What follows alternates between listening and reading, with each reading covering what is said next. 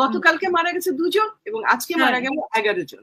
আমি গতকালকে খোঁজ করেছি, 4 জনের সঙ্গে কথা বলেছি যারা খুব এই ব্যাপারগুলো নিয়ে অ্যানালিসিস করতে পারে এবং যারা খুব খবর রাখে।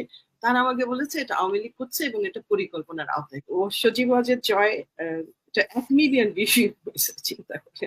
আর যেখানে বলেছে Bangladesh is under attack from BNP and Jamaat and Shibir militants. It's a heading.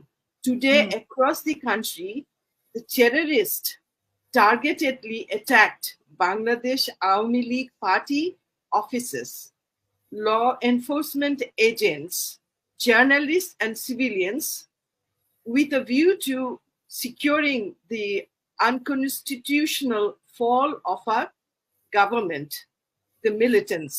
তারপরে স্ল্যাশ ড্যাশ আছে, তারপরে আবার ড্যাশ দিয়ে লিখছে কিলড অ্যাট লিস্ট 14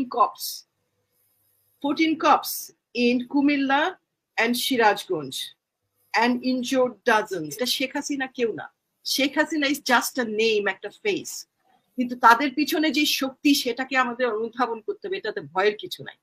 আমাদের ছেলেরা রক্ত দিতে শিখেছে, তারা বেরিয়ে আসছে, রক্ত দিচ্ছে, ভয় পাচ্ছে না, তারা কেউ পিছু হাঁটছে না। এরা ভেবেছিল ভয় পেয়ে, যেখানে কাশ্মীর, এটাকে ওরা কাশ্মীর মডেল হিসেবে বাংলাদেশের এই প্রকল্পকে তারা কার্যকারী করতে চেষ্টা করেছে।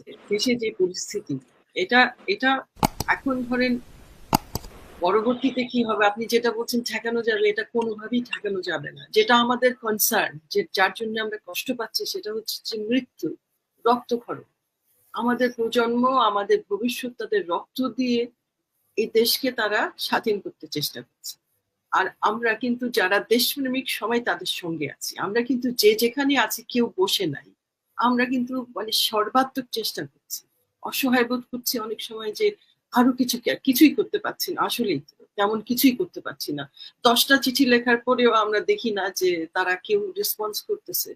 আমাদের বহির্বিশ্বে যারা শক্তিশালী যারা নেতারা আছেন, যাদের দায়িত্ব আসলে সারা বিশ্বে যখন অন্যায় হয়, অন্যায়ের বিরুদ্ধে সোচ্চার হওয়া, কিন্তু তারা এখনো কথা বলছে না সেভাবে। তারা এখনো শেখ হাসিনা বা হাসিনা সরকারকে বলছে না যে এই হত্যাযজ্ঞ বন্ধ করো। তাদের মিথ্যাচারে তারা প্রভাবান্বিত হচ্ছে। তারা কি করছে? তারা বলছে যে এখনো 200, 250, 300, আমি যখন বলতে গেলাম 7,000 মৃত্যু সম্ভব, কারণ অনেকের কাছে আমি শুনেছি 7 থেকে 10,000 মৃত্যু এর মধ্যে সংগঠিত হয়েছে, হত্যা করা হয়েছে। এবং এরা কারা? এখন আমি যেটা দেখছি যে একটা ষড়যন্ত্র কাজ করছে, সবকিছুর পিছনে একটা নীল নকশা আছে।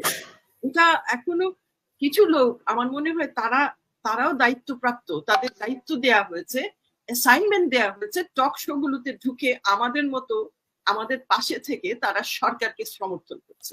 তারা এই জিনিসগুলোকে মিনিমাইজ করতে চেষ্টা করছে এবং বহির্বিশ্বে এইভাবে তারা প্রকাশ করছে। যেমন আপনার যতগুলো আন্তর্জাতিক মিডিয়াগুলো আছে, প্রচার মাধ্যমগুলো আছে, আপনি দেখেন আল জাজিরা বলেন, বিবিসি বলেন, তারা মৃত্যুর সংখ্যাটাকে এত কমিয়ে নমিনাল করে একটা সহনীয় পর্যায়ে আনতে চায় যে সত্যিকারের মৃত্যুর সংখ্যাটা বলছে না, যাতে করে বিশ্ব যারা নেতৃত্বে আছে তারা খুব একটা মুখর না হয়ে ওঠে।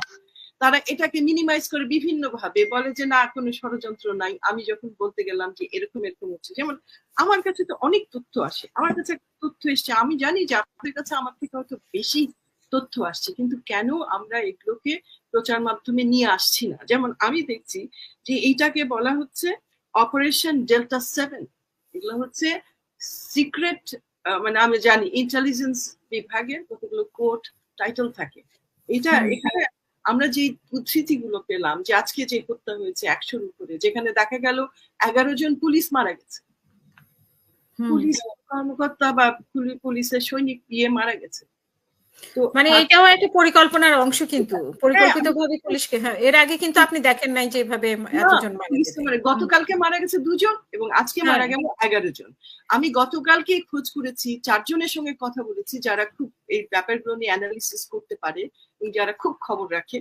তারা আমাকে বলেছে এটা আওয়ামী লীগ করছে এবং এটা পরিকল্পনার আওতায় করছে। আমি আপনাকে আজকে সরাসরি বলতে চাই আপনার মাধ্যমে, আমি যারা আমাদের দেখছেন দর্শক এবং দেশবাসীর কাছে, এবং যারা আন্দোলনরত তাদের খুবই সচেতন হতে হবে, কারণ এই যে ষড়যন্ত্র, যেটা এক ধরনের নীল নকশার আওতায় কাজগুলো করা হচ্ছে, এগুলো কিন্তু খেয়াল করতে হবে।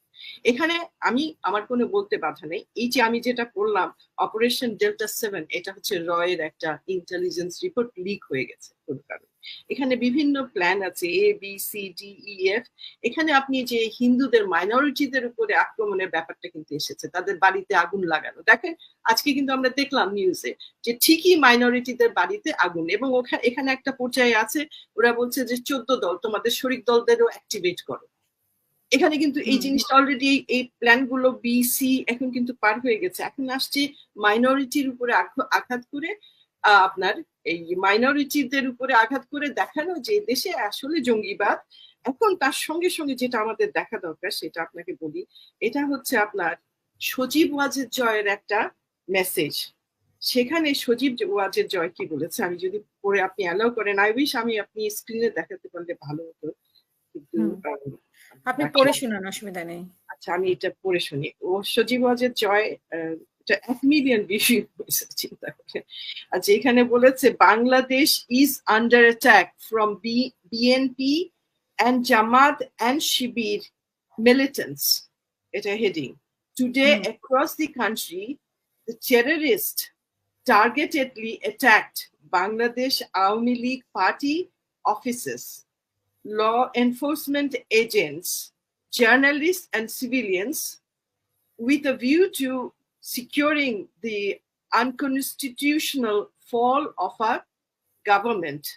The militants, তারপরে স্ল্যাশ ড্যাশ আছে, তারপরে আবার ড্যাশ দিয়ে লিখছে killed at least 14 cops in Kumilla and Sirajganj and injured dozens. বোঝা যাচ্ছে? খুব ইম্পর্টেন্ট। দেখেন যে ষড়যন্ত্র আমি বলছি এটা একটা রূপরেখা, এগুলোর স্তর। Killed at least Sajeeb Wazed Joy এটা কোথায় লিখেছেন? এটা ওর ফেসবুক পেজে থেকে বলছেন, জি পোস্ট দিয়েছে। আবার লিখেছে killed at least 19 Awami League, burned dozens of AL party offices, attacked and looted various religious minority properties. এটাও কিন্তু এই যে আমি 7 ডেল্টা যে প্রকল্প ইন্টেলিজেন্স রয়ের তার কিন্তু এগুলো অংশ, দেখেন ওটার সঙ্গে এটা মিলে যাচ্ছে। তারপরে attacked and killed a prominent Hindu, এই যে হিন্দুদের উপর কমিউনিটি লিডার অ্যান্ড লোকাল, এখানে আবার আন্ডারলাইন করা আছে তো সেজন্য বোঝা যাচ্ছে না লোকাল কি লিখেছে, হারাদান রায় ওর নাম দিয়েছে, councillor Haradhan Roy in Rangpur, attacked several journalists and killed local Jorno Pradeep Kumar Bhowmik in Sirajganj. যে হিন্দু মাইনরিটিদের উপর অ্যাটাক দেখাচ্ছে, দেখেন attack, burn, vandalised and or looted houses and offices of AL leaders in Barishal, Khulna. দেখেন আমি আপনাকে ডেল্টা যেটা বললাম ওটার সঙ্গে এইটা একেবারে মিলে যাচ্ছে সজীব ওয়াজেদ জয়। মানে আপনি বুঝতেছেন এখানে শেখ হাসিনাকে তো যেতেই হবে, সবকিছু তার নামে, তার উপরে, তার ঘাড়ের উপরে বসে করছে। কিন্তু করছে কারা এবং তারা কেন করছে? ভারতের এত আগ্রহ কেন? ভারত কেন বাংলাদেশের প্রত্যেকটা ডোমেস্টিক অ্যাফেয়ারে ইন্টারফেয়ার করে এবং শেখ হাসিনাকে ক্ষমতা রাখার জন্য তারা তাদের কোনো লিমিট রাখে না। এদের একটাই লক্ষ্য হচ্ছে শেখ হাসিনাকে ক্ষমতায় রাখতে হবে। এখন কি ভারত কি শেখ হাসিনার প্রেমে এটা করে? না, ভারতের কিছু উদ্দেশ্য আছে, বাংলাদেশকে তারা কোনোভাবেই ছাড়তে চায় না। না হলে আজকের মতো একটা গণহত্যা, এরকম জেনোসাইড কারা করছে? একটা সরকারের নামে একটা জনগণের বিরুদ্ধে জেনোসাইড শুরু করেছে। এটা পৃথিবীতে কোনো দৃষ্টান্ত নাই, কোনো ইতিহাসে আপনি খুঁজে পাবেন না। যেটা আমরা প্যালেস্টাইনের দেখি সেটা ইসরায়েল, আরেকটা জাতিসত্তা, তারা প্যালেস্টাইনের জানিনদের উপরে এই ধরনের নির্মম হত্যাকাণ্ড ঘটায়। কিন্তু বাংলাদেশে কেন এটা ঘটছে? আপনাকে বুঝতে হবে এটা শেখ হাসিনা কেউ না। Sheikh Hasina is just a name, একটা ফেস। কিন্তু তাদের পিছনে যে শক্তি সেটাকে আমাদের অনুধাবন করতে হবে, এটাতে ভয়ের কিছু নাই। আমাদের ছেলেরা রক্ত দিতে শিখেছে, তারা বেরিয়ে আসছে, রক্ত দিচ্ছে, ভয় পাচ্ছে না, তারা কেউ পিছু হাঁটছে না। এরা ভেবেছিল ভয় পেয়ে, যেখানে কাশ্মীর, এটাকে ওরা কাশ্মীর মডেল হিসেবে বাংলাদেশের এই প্রকল্পটিকে তারা কার্যকারী করতে চেষ্টা করেছে।